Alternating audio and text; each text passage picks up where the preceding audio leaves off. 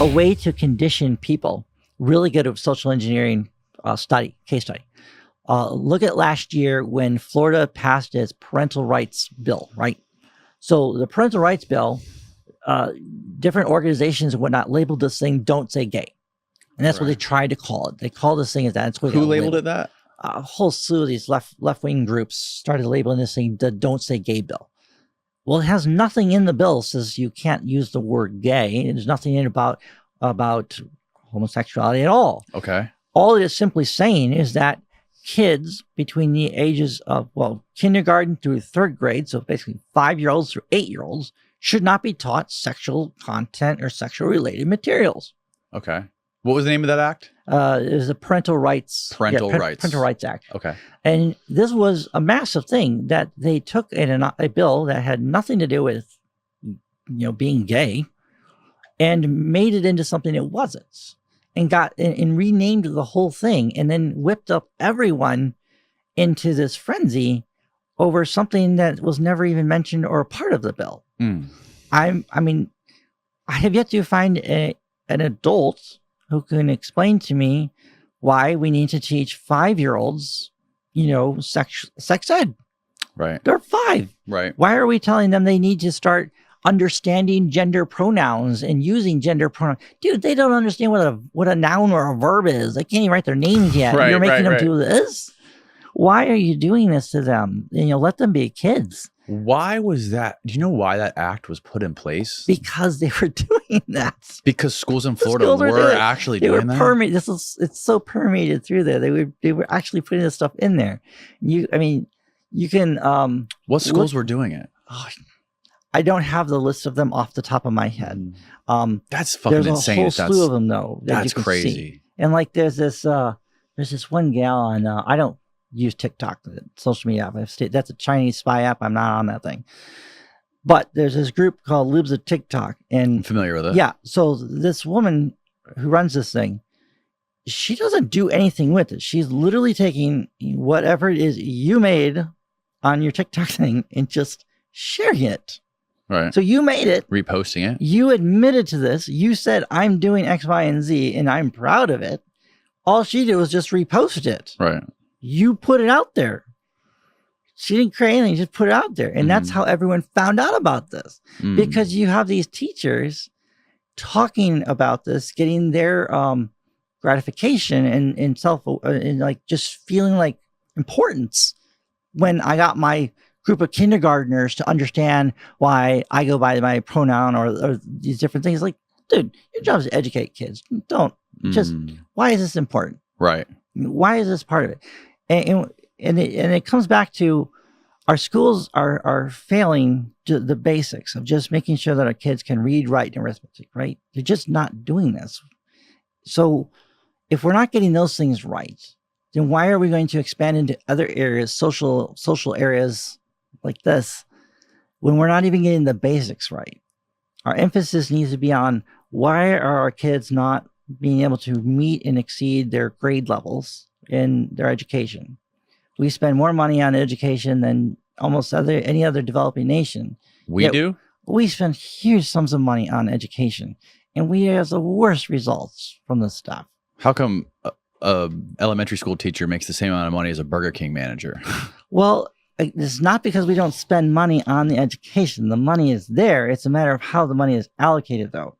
How many school administrators and support personnel do you have per teacher? The teachers should be getting paid a lot more money, but if you have a slew of school administrators and other non-teaching jobs that are taking up salaries and oftentimes quite high salaries, that's money you don't have for teachers. It's like when the university systems. Well, universities have become very expensive because you have a whole plethora of non-teaching jobs and positions that are not contributing to teaching students, teaching people. It's like on it's like a contract, being able to bill a client or not bill a client, Right. Also, everyone gets loans to go to college, so they don't have to pay anything out of pocket, and they have deals with these financial institutions where they just have these ridiculous student loan programs. Think about this, Proc. I mean, this is a horrible debt trap we put our own selves in, right? I mean, I got $62,000 in student loans myself from Oxford, okay? I mean, I'm in the boat too. And I've paid off a good chunk of mine.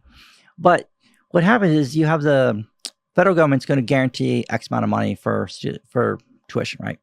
So what'll happen is the school will be like, okay, well, if we increase tuition by an extra 3% each year, the government's just going to increase the amount of loans available by that same amount.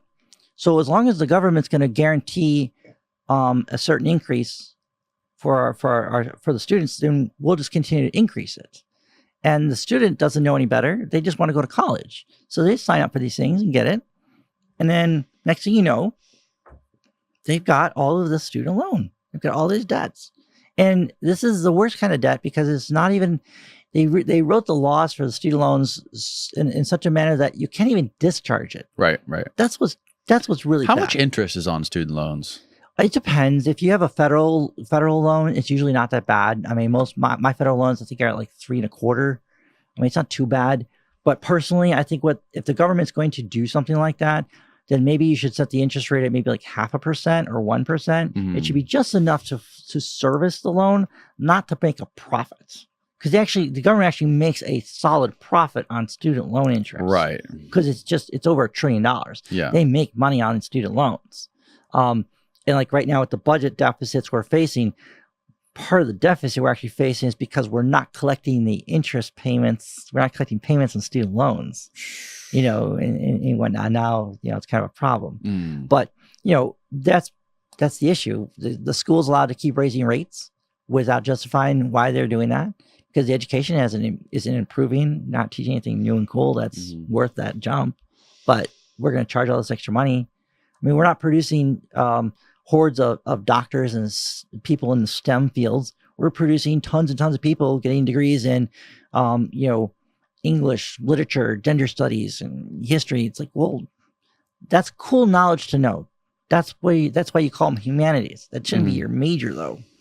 If we have a shortage in engineers and scientists and doctors and whatnot, then shouldn't the student loans be made available for people who want to go into those fields? Yes. And not for... They shouldn't even be loans. We should just be able to give that. We should be able to, the government should pay for that. If the government, if we could buy all those tanks and rockets for the other countries, we should be able to buy the fucking education for doctors and lawyers and engineers and physicists. So when I was in Germany, a lot of people say, well, look at Germany and Europe, how they have like free healthcare and they have free education.